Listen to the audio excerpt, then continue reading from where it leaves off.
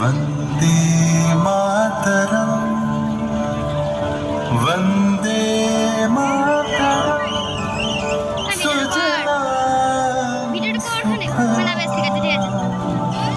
मलयज शीतलं सस्यश्यामला सस्यश्यामला मातरं वन्दे मातरम्। 1908 সালের 11ই আগস্ট কিংসফোর্ডে বন্দে মাতরম বলার দোষে যে বালককে বেত মারার হুকুম দিলেন ব্রিটিশ সরকার, তারই পক্ষে দাঁড়িয়ে ক্ষুদিরাম বসু ও প্রফুল্ল চাকি সাহেবের ফিটন গাড়ি লক্ষ্য করে বোমা চালালেন মুজফ্ফরপুরে। সাহেব নিহত হলেন না, তবু নাবালক ক্ষুদিরামকে ফাঁসির হুকুম।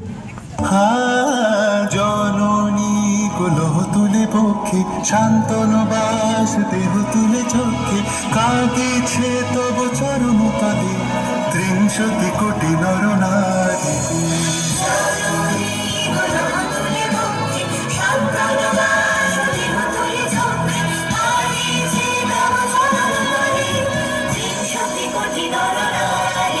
যারা স্বর্গগত তারা এখনো চলে স্বর্গের যে প্রিয় জন্মভূমি এসো স্বদেশ পথের মহাদেব সেই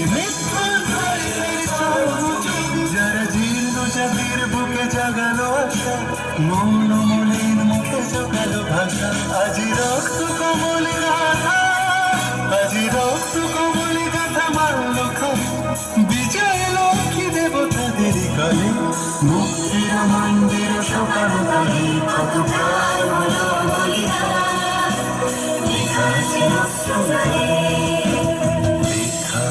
আছে অশ্রু জলে। আমি হাসি হাসি পড়ব ফাঁসি দেখবে ভারতবাসী ও মা হাসি হাসি পড়ব ফাঁসি দেখবে ভারতবাসী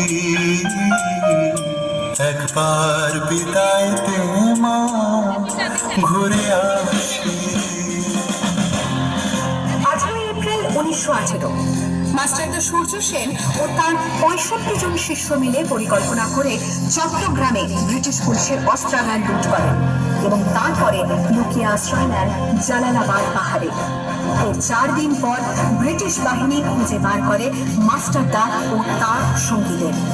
সেদিনের অস্তমিত সূর্য ছিল সূর্য সেনের রক্তের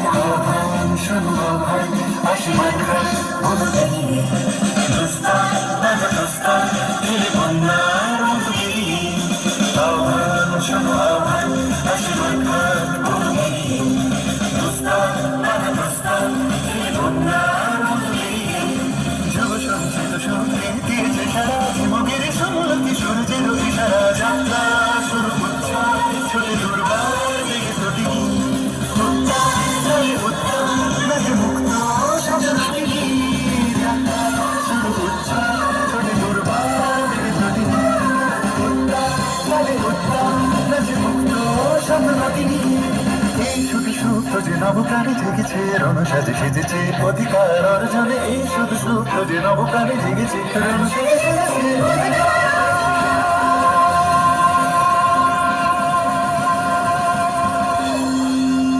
8 ডিসেম্বর 1930 বিনয় বসু, বাদল গুপ্ত, দীনেশ গুপ্ত সাহেবের পোশাকে ট্যাক্সি থেকে এসে নামলেন রাইটার্স বিল্ডিং এর সামনে।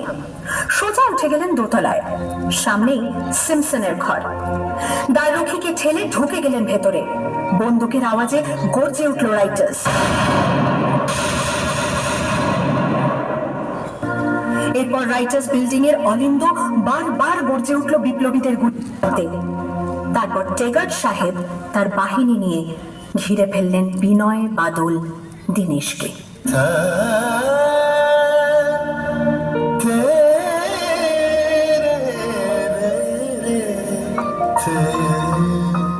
দুর্গম গিরিকান্তার মরুদুস্তর পারাবার লঙ্ঘিতে হবে রাত্রি নিশীতে যাত্রীরা হুঁশিয়ার।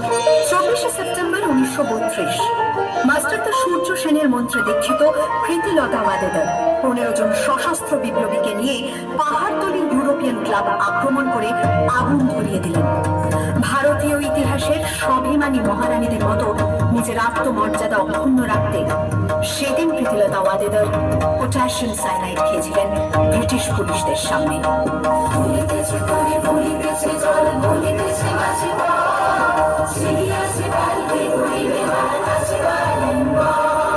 দিয়েছো জওয়ান হওয়া আঁকেছে ভবিষ্যৎ এ তুফান ভারী দিতে হবে পারি নিতে হবে দড়িপা দুর্গমকে গঙ্গার মরুদুস্তার রঙিনে হবে আপনি খুশিয়া 29 সেপ্টেম্বর 1942 তমলুকের মাটিতে কয়েক হাজার ভারতীয়কে নিয়ে যিনি পুলিশ স্টেশন ঘেরাও করার লক্ষ্যে হেঁটেছিলেন, সেই সত্তরোর্ধ্ব মাতঙ্গিনী হাজরা পুলিশের নির্মম গুলিচালনা ও লাঠিচার্জ সত্ত্বেও তার হাতের পতাকাটি মাটিতে লুটোতে দেননি।